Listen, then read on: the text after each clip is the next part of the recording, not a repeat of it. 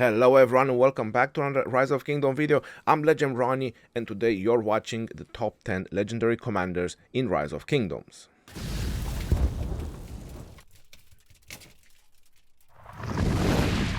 So the classification of these top 10 legendary commanders in Rise of Kingdoms is based on how useful those commanders are.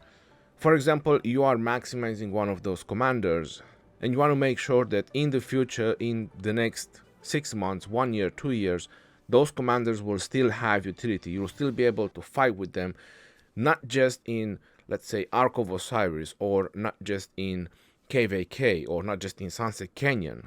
Whichever events are coming into the game, you want to make sure that those commanders you invested on will be useful and it will give you results. So for that matter, I have to mention this at the beginning because it is a commander list, a top 10 legendary list. So it has nothing to do with marches or having to pair them together, even though some of them will make a lot of sense that you could pair them together. But it is about how useful and how good those commanders are in the game right now as of May 2022. I'm going to start from the bottom and work my way up to the top. So this is going to be rank number 10, which is Alexander the Great. And you're wondering, why is Alexander still a top 10 legendary commander? Because he is a very versatile commander. His expertise is very unique, debuffing marches in the murder ball, especially in those big and giant murder balls. And then you have shield with his primary skill and an ally target getting a shield as well, which is damage factor of 600. So the more shields there are on the field, the better it is for your allies.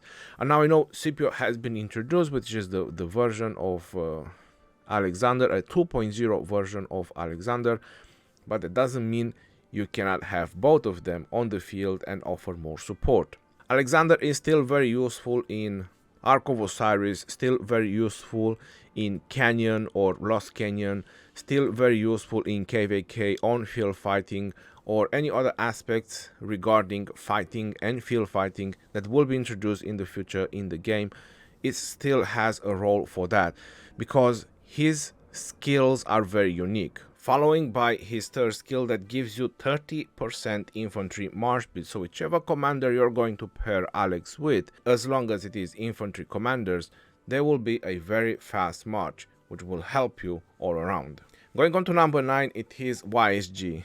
Now with the museum, YSG is having a comeback on the legendary tier list. I do have to say that if I would have had to make this legendary tier list before the museum, I would have probably not introduced YSG, but now with the museum, he gets a 10% defense. So pairing YSG second to some of the commanders or pairings that he works with, it provides a little bit of defense. It's no longer a glass cannon type of march. It has that 10% defense, which makes him a little bit more flexible.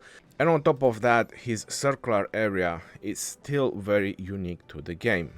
There is 2 commanders right now into the game that have a circular area, and that is Theodora and YSG. But what makes YSG to be better than Theodora is a flat 50% skill damage increase, and then the fact that he is an archer commander and can also boost and restore rage, which kind of makes YSG to be a machine of AoE firing skills. Going on to number 8, it is Trajan.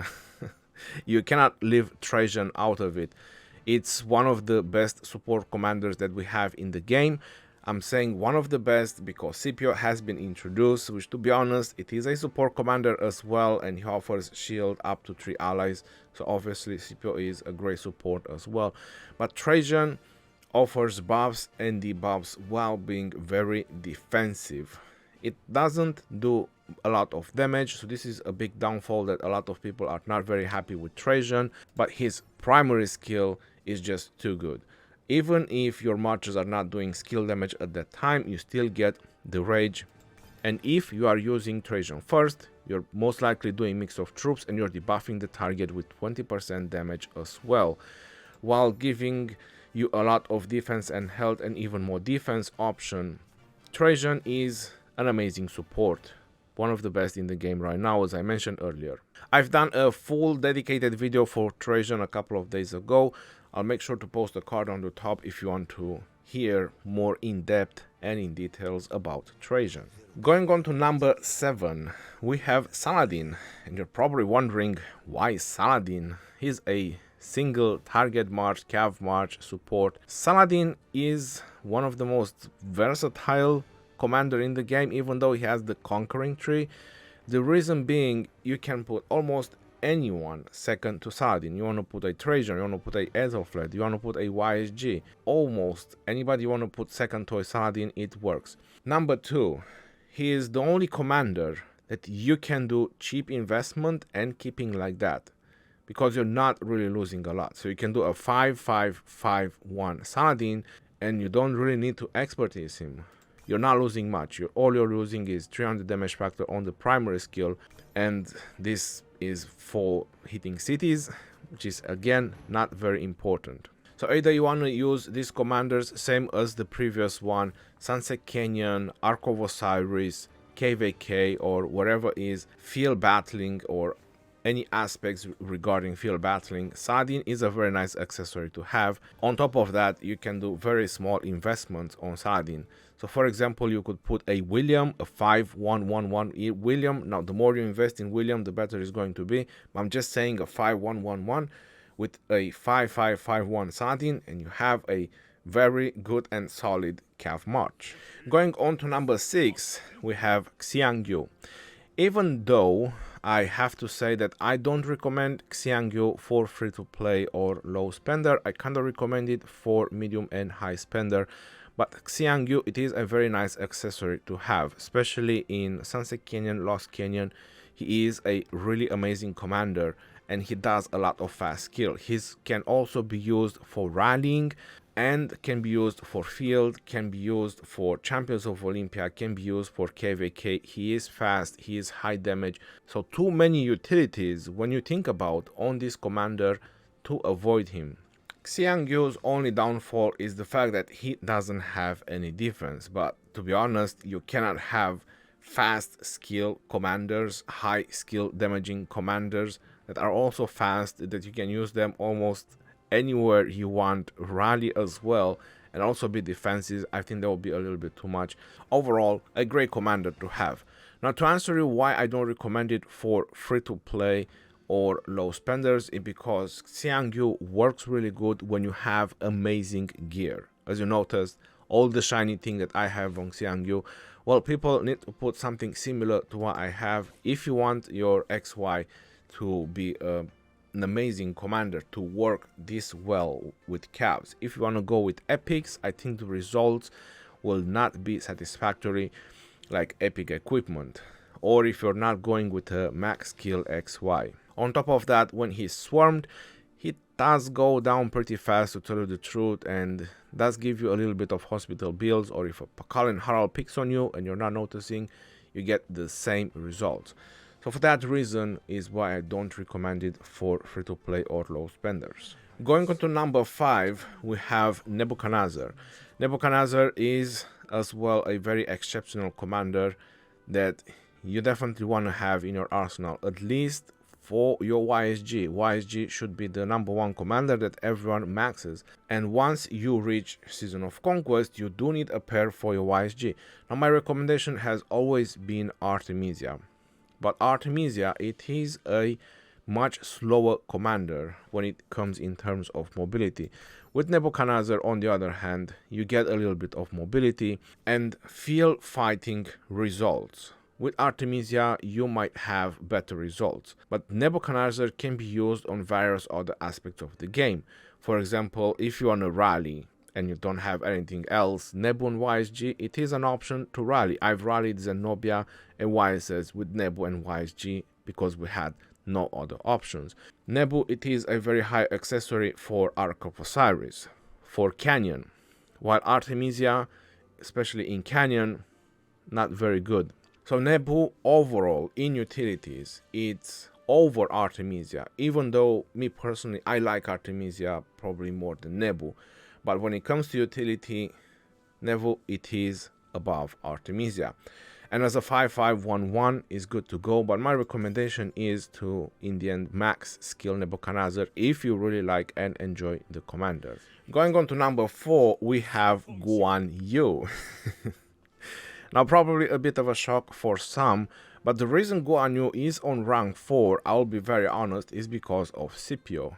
I was planning to replace Guan Yu. I was hoping that these 2 new legendary infantry that just came or were released will be kind of a replacement for my Guan Yu. I always wanted Alex, to be honest, to have it in my army, but Guan Yu was something that I was thinking that I will be replacing in the future. So I was expecting that Guan Yu might just be too old and be replaced, but I do have to say that I'm shocked with Scipio is having a comeback. I was having this feeling, like many others were having this feeling. When Guan and Alex were being swarmed, they were very squishy, and I was having the same feeling when I was swarming other people's Guan and Alex. But now with Scipio being introduced, Guan is back on top, and he's definitely a beast of commander to have. Now, either you want to put Scipio with someone else, or you're not sure you still want to invest in Guan, I say that Guan is still a very high-end worthy investment, even if you don't want to expertise it. A lot of people are trying to do a 5-1, 5-5 Guan Yu, keep using Talent's Reset, that's also very good, but with all the shields that we have now, I would definitely get his expertise. The thing that I like most about Guan is the 100% Mars speed for 3 seconds. It's kind of a getaway card, that's what I always thought. The 3-second silence and the 2 damage factor is still really good. Going for the number 3, we have William. Now this might just be again a shock for some people, like why is William on number 3, why isn't Guan Yu, why isn't some other commander? To be very honest, I find William as one of the best commanders into the game alongside many others that I just mentioned on this list. He has quite unique skills. I've done a video about William, or especially when I talked about the small investments on commanders. That's when I talked a little bit more or in depth about William. But as I mentioned earlier, when I was talking about Saladin, as a 5-1-1-1, William is good to go. You can start using him because he's not losing much on the skills if you just do only one. So if this one is with expertise, so I can't really show you how it is at 1, but I know that is 600 damage factor when it's just at 1.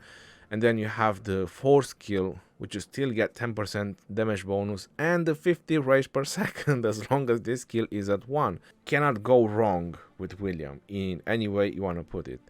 On top of that, he's being used in all aspects of the game. Everywhere. Same as Guan Yu, same as Nebu, same as YSG, same as all these commanders that I just mentioned so far.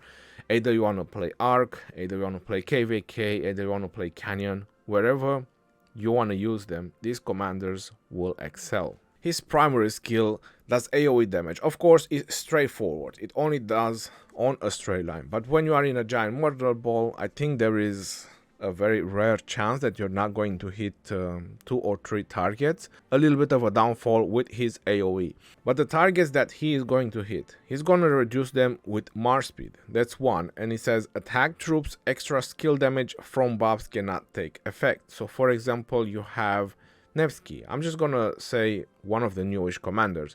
When Nevsky uses a skill, or if he's a second when his primary is using a skill, there is 25 or 35 skill damage that is being activated, the 4 skill of Nevsky.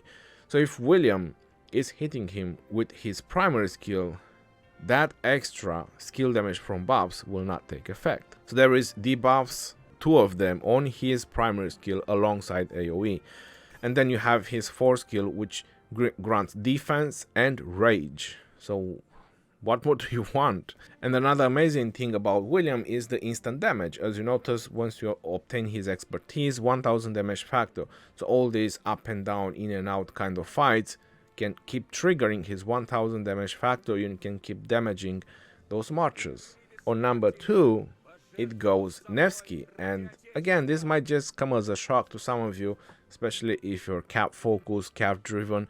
Considering all these crazy commanders that are being introduced right now into the game, I think Nevsky, it is the highest nuking commander that we have as a single commander. And with whoever you want to put, Nevsky is gonna demolish one-on-one. 2300 damage factor, troops defense. If the march is surrounded, then you get a lot of stats, including health, which came as a shock to me as well. Then you can get extra health with his expertise, normal attack, then cav defense, damage bonus, damage taken reduction, skill damage bonus, and trigger skill damage bonus. The one that, when I was talking about William, is 35%. So pretty insane skill damaging single target commander. But what it doesn't have, and that's why he is a second, and I can tell you that as more damaging commanders and high skill damaging commanders or crazy commanders like him will be introduced, he will keep dropping in the ranks. He doesn't have anything to buff or help your murder ball, as is the only fact that he is doing damage. So he's pretty much benefiting from the other commanders. That's what he does with all the beauty skills that he brings. So he's definitely gonna have a very long life in the murder ball, and I doubt that he will ever be soon replaced. A year, 2 years from now, I still think we will use Nevsky. And now, since there is only one commander left and we have to go to the rank 1, it is Scipio. And to answer you the question, how is Scipio better than Nevsky? Well, Scipio first of all does AoE and debuff targets as an AoE. So you have a very high potential of helping other people or other marchers by debuffing with the AoE that you do. Then you have infantry march speed, which I find for infantry and archers march speed to be probably one of the essential stats when it comes to commander skills. 20% infantry health. I always found infantry health to be one of the best stats that you can get for infantry, especially now that the equipment from infantry is a lot of defense. So trying to balance things from commander skills, it will definitely help out your march. And then you have additional damage factor, 3 salvos of 500. And again, this is with a chance, something similar to what Alex does. Alex just does 1700 in a single go. So what Scipio does is covering multiple commanders in a single one, which is very rare. And then with the 4th skill of Scipio, it is the shields, and he also reduces some of the skill damages that you take every now and then by 30%, and 3 shields to 3 allies of 500 on each ally. So that's very unique. And then this is why I was mentioning when Guan was on rank 4 and why Guan is on rank 4, because both together they make an exceptional pair.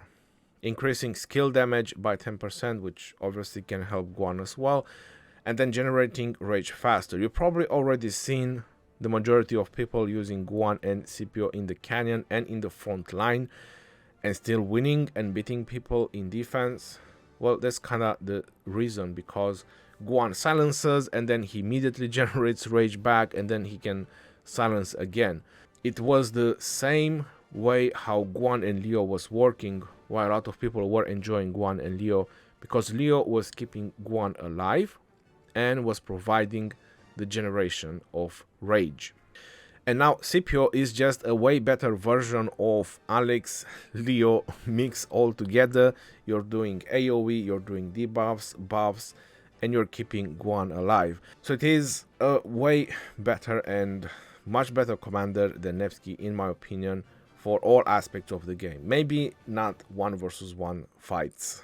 Let's say that Nevsky still holds the crown for that.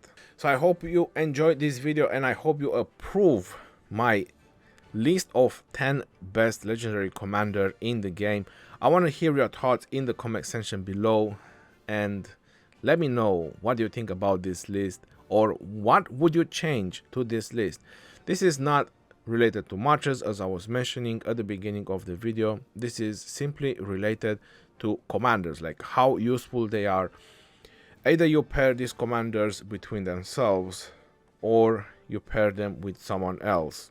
These are very exceptional commanders that you definitely want to have in your list, or some of them, if not all of them. Until next time, this is your boy Legend Ronnie signing off. Peace out, yo, and take care. See you on the next one, and stay safe out there, my friends.